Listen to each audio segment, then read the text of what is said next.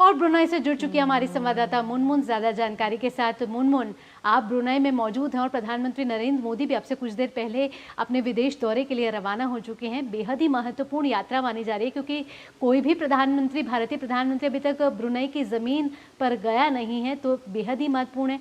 अगर बात करें क्षेत्रों की, विभिन्न क्षेत्रों की, तो किन किन क्षेत्रों पर दोनों देशों के बीच विचार विमर्श हो सकता है, क्योंकि ब्रुनई भारत की एक्ट ईस्ट पॉलिसी और साथ ही साथ इंडो पैसिफिक में एक प्रमुख साझेदार भी है।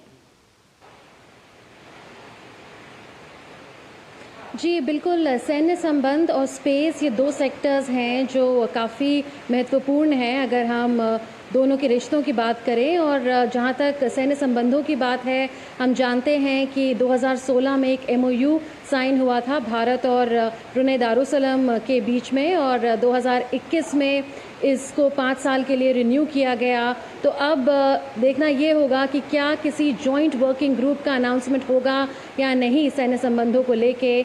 हम देख रहे हैं कि नौसेना जहाज़ों का आदान प्रदान काफ़ी है, जिसको कहते हैं reciprocal visits of naval ships.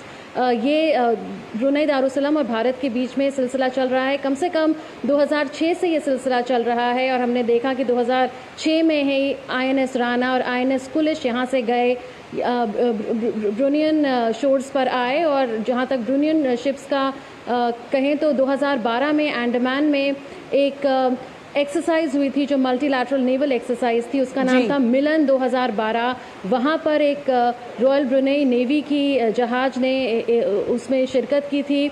उसके अलावा 2016 में भी यहाँ से ब्रुनई से जहाज आए मुंबई के लिए। और हम 2024 की बात करें तो हमारे एक जो कोस्ट गार्ड का जहाज है समुद्र पहरेदार, वो आया था ब्रुनई शोर्स। और उसके अलावा INS किल्टन जो है वो भी यहाँ आया था। और उसके अलावा हम देख रहे हैं कि काफ़ी सारे जॉइंट एक्सरसाइजेज हैं, कैपेसिटी बिल्डिंग है, ट्रेनिंग है। जो डिफेंस पर्सनल है दोनों कंट्रीज़ के, वो एक दूसरे के डिफेंस एक्सपोजिशंस में और डिफेंस एग्जीबिशंस में, डिफेंस कोर्सेज में, चाहे वो ऑनलाइन हो या फिर फिजिकल हो, इन सब में शिरकत कर रहे हैं। तो डिफेंस एक बड़ा क्षेत्र है। दूसरा स्पेस का क्षेत्र है। यहाँ हम एक्सपेक्ट कर रहे हैं कि क्या कोई अग्रीमेंट होगा दोनों देशों के बीच में, क्या कोई समझौता होगा, क्योंकि यहाँ पर एक telemetry tracking and control station बना हुआ है, जो जितने भी सैटेलाइट लॉन्चेस होते हैं जो ईस्टवर्ड होते हैं और जो लॉन्च व्हीकल्स के लॉन्च होते हैं, उनको बहुत क्लोजली से ट्रैक और मॉनिटर करता है। तो ऐसा एक्सपेक्टेड है कि उस क्षेत्र में कुछ संभावना लग रही है MOU की, लेकिन देखना होगा MOU कितने साइन हो पाते हैं। जी मुनमुन, अगर देखा जाए तो 40 साल के जो संबंध है भारत और ब्रुनई के, वो काफ़ी अच्छे रहे हैं और ये संबंध जो है आगे और अच्छे होते हुए नजर आएंगे और मजबूत होंगे। आपसे जानना चाहेंगे, प्रधानमंत्री यहाँ से तो रवाना हो चुके हैं भारत से, लेकिन जब वो ब्रुनई पहुँचेंगे तो उनका किस तरीके से आगे का कार्यक्रम रहेगा? जी तो प्रधानमंत्री नरेंद्र मोदी ब्रुनई शाम को पहुंचेंगे। यहाँ पर 5 बजे के करीब लोकल टाइम की अगर हम बात करें, उस समय भारत में करीबन 2:30 बज रहा होगा। और उसके बाद प्रधानमंत्री आएंगे और हमने देखा है कि इनफॉर्मल इंटरैक्शन होता है भारतीय मूल के लोगों के साथ, तो उसी तरीके से एक इनफॉर्मल इंटरैक्शन की अपेक्षा है यहाँ पर। उसके बाद प्रधानमंत्री जाएंगे नई चांसरी बिल्डिंग, वहाँ पर जो भारतीय उच्चायोग है उसके लिए ये चांसरी बिल्डिंग बनाई गई है, उसका वो लोकार्पण करेंगे और वहाँ पे भी भारतीय मूल के लोग कुछ मौजूद होंगे। उसके बाद वो उमर अली सैफुद्दीन मस्जिद जाएंगे, जो अभी यहाँ पे जो राजा हैं, जो सुल्तान हाजी हैं, उनके पिता के ऊपर इसका नाम रखा गया है। तो वहाँ पे भी वो भारतीय समुदाय के लोगों के साथ मिलेंगे। और उसके बाद अगला दिन जब होगा तब दोनों देशों के बीच में प्रतिनिधि स्तर की वार्ता होगी और दोनों जो प्रमुख हैं उनके बीच में भी वार्ता होगी। जी मुनमुन, संक्षेप में आपसे पूछना चाहेंगे मुनमुन कि ब्रुनई में भारतीय समुदाय की क्या संख्या है और भारतीय समुदाय वहाँ प्रधानमंत्री नरेंद्र मोदी के आगमन को लेकर कितना उत्साहित नजर आ रहा है?